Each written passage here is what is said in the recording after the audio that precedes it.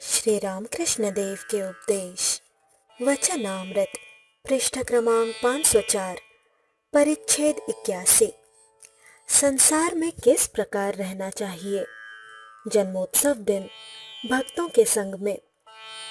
श्री रामकृष्ण पंचवटी के नीचे पुराने वटवृक्ष के चबूतरे पर विजय, केदार, सुरेंद्र, भवनाथ, राखाल आदि बहुत से भक्तों के साथ दक्षिण की ओर मुंह किए बैठे हैं। कुछ भक्त चबूतरे पर बैठे हैं, अधिकांश चबूतरे के नीचे चारों ओर खड़े हुए हैं। दिन के 1 बजे का समय होगा। रविवार 25 मई 1884। श्री रामकृष्ण का जन्मदिन फाल्गुन शुक्ला द्वितीया है, परंतु उनका हाथ अभी अच्छा नहीं हुआ, इसलिए अब तक जन्मोत्सव नहीं मनाया गया। अब हाथ बहुत कुछ अच्छा है, इसलिए भक्तगण आनंद मनाना चाहते हैं। सहचरी का गाना होगा। सहचरी की उम्र ज्यादा हो गई है, परंतु कीर्तन करने में उसकी प्रसिद्धि है। मास्टर श्री रामकृष्ण को कमरे में न देख पंचवटी की ओर चले आए। देखा सबके मुख पर प्रसन्नता झलक रही है। उन्होंने यह नहीं देखा कि श्री रामकृष्ण भी पेड़ के नीचे चबूतरे पर बैठे हैं। मास्टर खड़े थे श्री रामकृष्ण के बिल्कुल सामने। उन्होंने व्यग्रता पूर्वक पूछा, वे कहाँ हैं? उनकी यह बात सुनकर सब के सब बड़े जोर से हंस पड़े। एकाएक सामने श्री रामकृष्ण को देखकर वे लज्जित हो गए। उन्हें साष्टांग प्रणाम किया। देखा श्री रामकृष्ण के बाईं ओर केदार चटर्जी और विजय गोस्वामी चबूतरे पर बैठे हुए हैं। श्री रामकृष्ण दक्षिण की ओर मुंह किए बैठे हुए हैं। श्री रामकृष्ण सहास्य मास्टर से, देखो हमने दोनों को, केदार और विजय को कैसा मिला दिया है। श्री वृंदावन से श्री रामकृष्ण माधवी लता ले आए थे। उसे पंचवटी में 1868 ईस्वी सन में लगाया गया। अब वह लता खूब बड़ी हो गई है। छोटे छोटे लड़के उस पर बैठकर झूल रहे हैं, नाच रहे हैं। श्री रामकृष्ण आनंद पूर्वक देखते हुए कह रहे हैं, बंदर के बच्चों का स्वभाव है, गिर जाने पर भी नहीं छोड़ते। सुरेंद्र चबूतरे के नीचे खड़े हैं। श्री रामकृष्ण स्नेहपूर्वक कह रहे हैं, तुम ऊपर चले आओ, इस तरह पैर भी मजे से झुला सकोगे। सुरेंद्र ऊपर चले गए। भवनाथ कुर्ता पहने हुए बैठे हैं। यह देखकर सुरेंद्र ने कहा, क्यों जी, आप विलायत जा रहे हैं क्या? श्री रामकृष्ण हंसते हुए कहते हैं, हमारा विलायत ईश्वर के पास है। श्री रामकृष्ण भक्तों से अनेक विषयों पर बातचीत कर रहे हैं। श्री रामकृष्ण, मैं कभी कभी धोती कपड़ा फेंककर आनंदमय होकर घूमता था। शंभू ने एक दिन कहा, क्यों जी, तुम इसीलिए कपड़े फेंककर घूमते हो, बड़ा आराम मिलता है। मैंने एक दिन ऐसा करके देखा था। सुरेंद्र, ऑफिस से लौटकर कपड़े उतारता हुआ कहता हूँ, माँ तुमने कितने बंधनों से जकड़ रखा है। श्री रामकृष्ण, अष्टपाशों से बांध रखा है। लज्जा, घृणा, भय, जाति अभिमान, संकोच, छिपाने की इच्छा आदि सब। श्री रामकृष्ण गाने लगे। पहले गाने का भाव है, माँ मुझे यही खेद है कि तुम्हारे जैसी माता के रहते भी मेरे जागते हुए घर में चोरी हो। दूसरे गाने का अर्थ है, माँ तुम इस संसार में खूब पतंग उड़ा रही हो। आशा की वायु पर पतंग उड़ रही है, उसमें माया की डोर लगी हुई है। श्री रामकृष्ण, माया की डोर स्त्री पुत्र है। विषय से वह डोर मांझी गई है, इसीलिए उसमें इतनी तेजी आ गई है। विषय अर्थात कामिनी कांचन। श्री रामकृष्ण फिर गाने लगे। गीत का भाव, संसार में पासा खेलने के लिए आना है। यहाँ आकर मैंने बड़ी बड़ी आशाएं की थी। आशा की आशा भग्न दशा ही है। पहले मेरे हक में पंजा आया, पौ 12, 18, 16 जिस तरह फिर फिर कर आया करते हैं, उसी तरह मैं भी युग और युगांतरों में आता गया। कच्चे 12 के पढ़ने पर माँ पंजे और छक्के में मुझे बन जाना पड़ा। 6 2 8, 6 4 10। माँ, ये कोई मेरे वश में नहीं है। इस खेल में मुझे कोई यश न मिला। अब तो बाजी भी खत्म होनी चाहती है। श्री रामकृष्ण। पंजा अर्थात पंचभूत, पंजे और छक्के में बंध जाना अर्थात पंचभूतों और षड्रिपुओं के वश में आना। 6 तीनों 9 को अंगूठा दिखाना अर्थात 6 रिपुओं के बस में न आना और तीनों गुणों के पार हो जाना। सत्व, रज और तम, इन तीनों गुणों ने आदमी को अपने वश में कर रखा है। तीनों भाई भाई हैं। सत्व के रहने पर वह रज को बुला सकता है और रज के रहने पर वह तम को बुला सकता है। तीनों गुण चोर हैं। तमोगुण विनाश करता है, रजोगुण बद्ध करता है, सतोगुण बंधन तो जरूर खोलता है, परंतु वह ईश्वर के पास तक नहीं ले जा सकता। विजय। सहास्य। सत भी चोर है ना? श्री रामकृष्ण। सहास्य। वह ईश्वर के पास नहीं ले जा सकता, परंतु रास्ता दिखा देता है। भवनाथ। वाह, कैसी सुंदर बात है। श्री रामकृष्ण। हाँ, यह बड़ी ऊंची बात है। भक्तगण ये सब बातें सुनकर आनंद मना रहे हैं।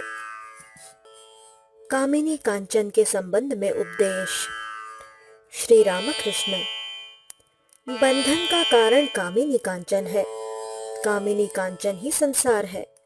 कामिनी कांचन ही हमें ईश्वर को देखने नहीं देता। यह कहकर श्री रामकृष्ण ने अंगोछे से मुंह छिपा लिया। फिर कहा, क्या अब तुम लोग मुझे देख रहे हो? यही आवरण है।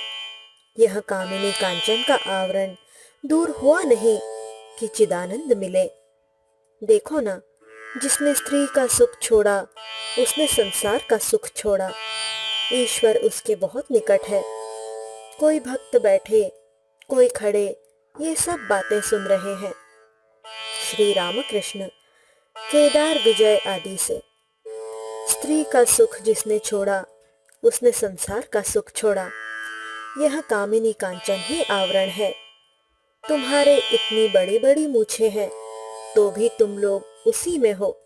कहो, मन ही मन विचार करके देखो। विजय। जी हाँ, यह सच है। केदार चुप है। श्री रामकृष्ण फिर कहने लगे, सभी को देखता हूँ, स्त्रियों के वशीभूत है। मैं कप्तान के घर गया था, वहां से होकर राम के घर जाना था, इसलिए कप्तान से कहा गाड़ी का किराया दे दो। कप्तान ने अपनी स्त्री से कहा। वह स्त्री भी वैसी ही थी।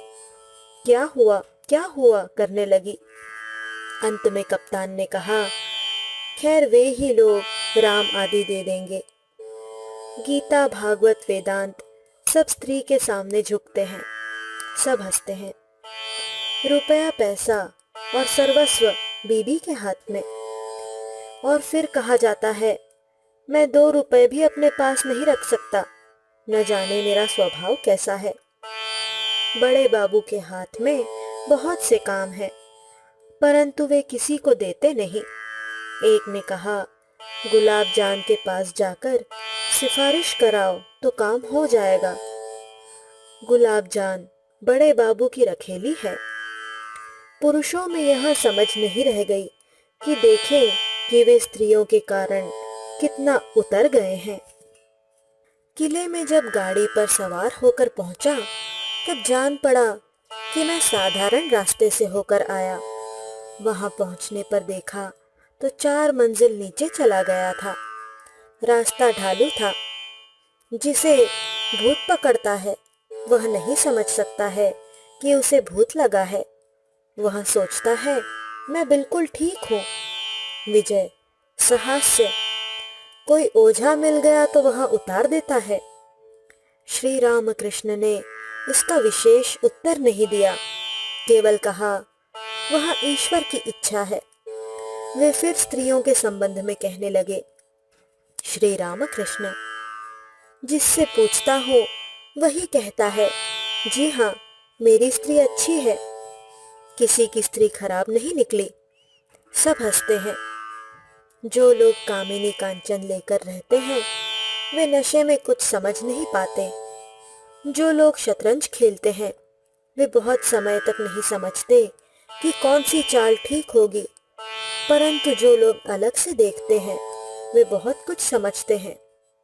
स्त्री माया रूपिणी है।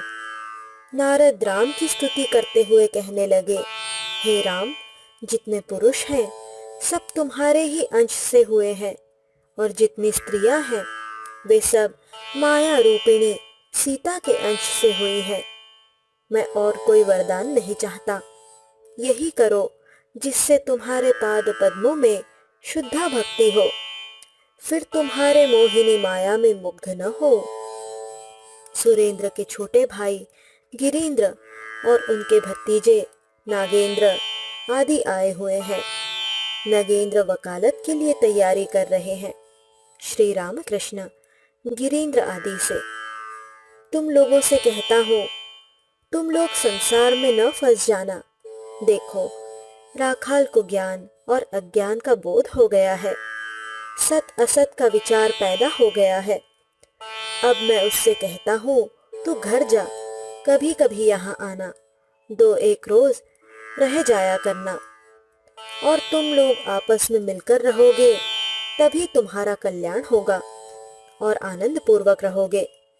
नाटक वाले अगर एक स्वर से गाते हैं तो नाटक अच्छा होता है, और जो लोग सुनते हैं उन्हें भी आनंद मिलता है। ईश्वर पर अधिक मन रखकर और संसार में थोड़ा मन लगाकर संसार का काम करना। साधुओं का 12 आने मन ईश्वर पर रहता है, 4 आने दूसरे कामों में लगाते हैं। साधु ईश्वर की ही कथा पर अधिक ध्यान देते हैं। सांप की पूंछ पर पैर रखने से फिर रक्षा नहीं, शायद पूंछ में उसे अधिक चोट लगती है। श्री रामकृष्ण झाऊ तल्ले की ओर जाते समय सींती के गोपाल से छाते के बारे में कह गए हैं। गोपाल ने मास्टर से कहा, वे कह गए हैं अपना छाता कमरे में रख देना। पंचवटी में कीर्तन का आयोजन होने लगा। श्री रामकृष्ण आकर बैठे। सहचरी गा रही है।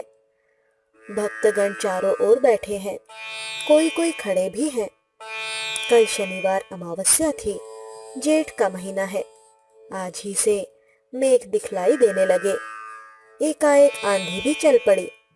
श्री रामकृष्ण भक्तों के साथ अपने कमरे में चले आए। निश्चय हुआ कि कीर्तन उसी कमरे में होगा। श्री रामकृष्ण सींती के गोपाल से, क्यों जी, छाता ले आए हो? गोपाल, जी नहीं, गाना सुनते ही सुनते भूल गया। छाता पंचवटी में पड़ा हुआ है। गोपाल जल्दी से लेने के लिए चले गए। श्री रामकृष्ण, मैं इतना लापरवाह तो हूँ, फिर भी इस दर्जे को अभी नहीं पहुंचा। राखाल ने एक जगह निमंत्रण की बात पर 13 तारीख को कह दिया 11 तारीख, और गोपाल आखिर गौओं के पाल ही तो हैं। सब हंसते हैं। वही जो एक सुनारों की कहानी है। एक कहता है केशव, दूसरा कहता है गोपाल, तीसरा कहता है हरि, चौथा कहता है हर। उसमें उस गोपाल का अर्थ है गौओं का पाल, समूह। सब हंसते हैं। सुरेंद्र गोपाल को लक्ष्य करके हंसते हुए कह रहे हैं, कान्हा कहाँ है? कीर्तन करने वाली गौरांग के सन्यास का कीर्तन गा रही है। श्री रामकृष्ण गौरांग सन्यास का कीर्तन सुनते सुनते खड़े होकर समाधि मग्न हो गए। उसी समय भक्तों ने उनके गले में फूलों की माला डाल दी। भवनाथ और राखाल श्री रामकृष्ण को पकड़े हुए हैं कि कहीं गिर न जाएं। श्री रामकृष्ण उत्तर की ओर मुंह किए हुए हैं। विजय, केदार, राम, मास्टर, मनमोहन, लाटू आदि भक्तगण मंडलाकार उन्हें घेर कर खड़े हैं। धीरे धीरे समाधि छूट रही है। श्री राम कृष्ण सच्चिदानंद श्री कृष्ण से बातचीत कर रहे हैं। कृष्ण इस नाम का एक एक बार उच्चारण कर रहे हैं। कभी कभी साफ उच्चारण भी नहीं होता। कह रहे हैं, कृष्ण कृष्ण सच्चिदानंद कहाँ हो? आजकल तुम्हारा रूप देखने को नहीं मिलता। अब तुम्हें भीतर भी देख रहा हूँ और बाहर भी। जीव जगत 24 तत्व सब तुम ही हो। मन बुद्धि सब तुम ही हो। गुरु के प्रणाम में है। अखंड मंडलाकारं व्याप्तं येन चराचरं तत्पदं दर्शितं येन तस्मै श्री गुरवे नमः। तुम ही अखंड हो। चराचर को व्याप्त किए हुए भी तुम ही हो। तुम ही आधार हो। तुम ही आधेय हो। प्राण कृष्ण, मन कृष्ण, बुद्धि कृष्ण, आत्मा कृष्ण। प्राण हे गोविंद मेरे जीवन हो। विजय को भी आवेश हो गया है। श्री राम कृष्ण कहते हैं, बाबू क्या तुम भी बेहोश हो गए हो? विजय विनीत भाव से, जी नहीं।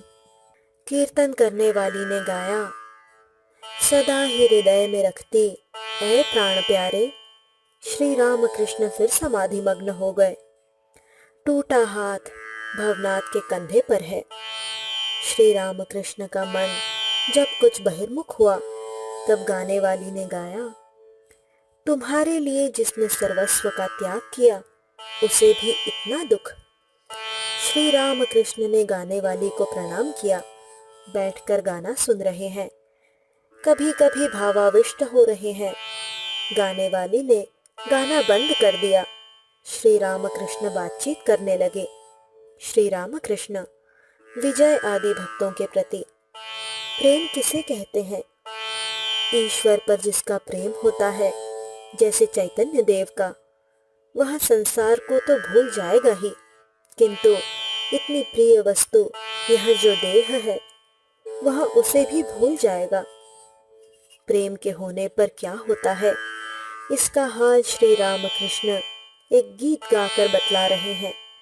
गीत का भाव है, मेरे वे दिन कब आएंगे जब हरी हरी कहते हुए मेरे आंखों से धारा बह चलेगी, शरीर पुलकायमान हो उठेगा, संसार की वासना मिट जाएगी, दुर्दिन दूर होंगे और सुदिन आएंगे। ईश्वर की ऐसी दया कब होगी? श्री राम कृष्ण खड़े होकर नृत्य कर रहे हैं। भक्तगण भी उनके साथ नाच रहे हैं। श्री राम कृष्ण ने मास्टर की बाह पकड़कर उन्हें मंडल के भीतर खींच लिया। नृत्य करते हुए श्री राम कृष्ण फिर समाधि में डूब गए। चित्रवत खड़े रह गए।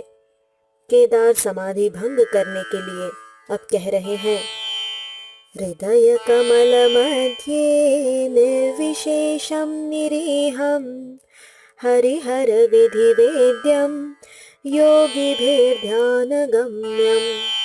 जनन मरण भीति भ्रंशि सच्चित् स्वरूपं सकल भुवन बीजं ब्रह्म चैतन्यमीडे। क्रमशः श्री राम कृष्ण की समाधि छूटी। उन्होंने आसन ग्रहण किया और नाम ले रहे हैं, ओम सच्चिदानंद गोविंद गोविंद गोविंद योग माया भागवत भक्त भगवान। कीर्तन और नृत्य की जगह की धूल श्री राम कृष्ण ले रहे हैं। सन्यासी का कठिन व्रत, सन्यासी और लोक शिक्षा। श्री राम कृष्ण गंगा के किनारे वाले गोल बरामदे में बैठे हुए हैं। पास ही विजय, भवनाथ, मास्टर, केदार आदि भक्तगण हैं। श्री राम कृष्ण एक एक बार कह रहे हैं, हा कृष्ण चैतन्य। श्री राम कृष्ण विजय आदि भक्तों से, घर में खूब राम नाम किया गया है। कोई कहता था इसी से खूब रंग जमा। भवनाथ, इस पर सन्यास की बात।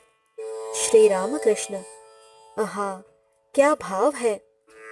यह कहकर श्री रामकृष्ण ने गौरांग का एक गाना गाया। गीत के समाप्त होने पर आपने विजय आदि भक्तों से कहा, कीर्तन में बहुत ही अच्छा कहा है। सन्यासी को नारी की ओर नजर भी उठाकर न देखना चाहिए। सन्यासी का धर्म यही है। विजय, जी हाँ। श्री रामकृष्ण, सन्यासी को देखकर लोग शिक्षा लेंगे ना, इसीलिए इतना कठोर नियम है। सन्यासी को स्त्रियों का चित्र भी न देखना चाहिए, उसके लिए ऐसा कठोर नियम है। काला बकरा माता की बलि पर चढ़ाया जाता है, परंतु जरा भी कहीं घाव हुआ तो फिर उसकी बलि नहीं दी जाती। स्त्रियों का संग तो करना ही नहीं चाहिए। इतना ही नहीं, वरन उनसे बातचीत करना भी सन्यासी के लिए निषिद्ध है। विजय, छोटे हरिदास ने एक भक्त स्त्री के साथ बातचीत की थी। चैतन्य देव ने हरिदास का त्याग कर दिया था। श्री रामकृष्ण, सन्यासी के लिए कामिनी कांचन जैसे सुंदरी स्त्री के लिए उसके देह की एक खास बदबू, वह बदबू रही तो सब सौंदर्य ही वृथा है। मारवाड़ी ने मेरे नाम से रुपए लिख देना चाहा, मथुर ने जमीन लिख देना चाहा, परंतु मैं यह कुछ न ले सका। सन्यासी के लिए बड़े कठिन नियम है। जब साधु सन्यासी का भेष किया तब उसे ठीक ठीक साधुओं और सन्यासियों का काम करना चाहिए। थिएटर में देखा नहीं, जो राजा बनता है वह राजा की ही तरह रहता है, जो मंत्री बनता है वह ठीक उसी तरह के आचरण करता है। किसी बहुरूपिये ने त्यागी साधु का स्वांग दिखाया, बिल्कुल साधु बन गया। दर्शकों ने उसे एक तोड़ा रुपया देना चाहा, वह ऊह कहकर चला गया, तोड़ा छुआ तक नहीं। परंतु थोड़ी देर बाद देह और हाथ पैर धोकर अपने कपड़े पहनकर वह आया। कहा, क्या दे रहे थे, अब दीजिए। जब साधु बना था तब रुपए छू नहीं सकता था, अब 4 आने भी मिल जाए तो न छोड़े। परंतु मनुष्य परमहंस की अवस्था में बालक हो जाता है। 5 वर्ष के बालक को स्त्री पुरुष का ज्ञान नहीं होता, फिर भी लोक शिक्षण के लिए परमहंस को सावधान रहना पड़ता है। श्रीयुत केशव सेन कामिनी कांचन के भीतर थे, इसीलिए लोक शिक्षण में बाधा पड़ी थी। श्री रामकृष्ण यही बात कह रहे हैं। श्री रामकृष्ण, ये केशव समझे। विजय, जी हाँ। श्री रामकृष्ण, इधर उधर दोनों की रक्षा के लिए बढ़े, इसीलिए विशेष कुछ न कर सके। विजय, चैतन्य देव ने नित्यानंद से कहा, नित्यानंद, अगर मैं संसार का त्याग न करूंगा तो लोगों का कल्याण न होगा। मुझे देखकर सब लोग संसार में रहना ही पसंद करेंगे। कामिनी कांचन का त्याग करके श्री भगवान के पाद पद्मों में संपूर्ण मन समर्पित कर देने की चेष्टा फिर कोई न करेगा। श्री रामकृष्ण, चैतन्य देव ने लोक शिक्षा के लिए ही संसार का त्याग किया था। साधु सन्यासी को अपने कल्याण के लिए भी कामिनी कांचन का त्याग करना चाहिए, और निर्लिप्त होने पर भी लोक शिक्षा के लिए उसे अपने पास कामिनी कांचन न रखना चाहिए। सन्यासी जगत गुरु, उसे देखकर लोगों में चेतना आती है। संध्या होने को है। भक्तगण क्रमशः प्रणाम करके विदा हो रहे हैं। विजय केदार से कह रहे हैं, आज सुबह मैंने आपको देखा था, ध्यान में, देह में हाथ लगाना चाहा, पर फिर कहीं कोई नहीं।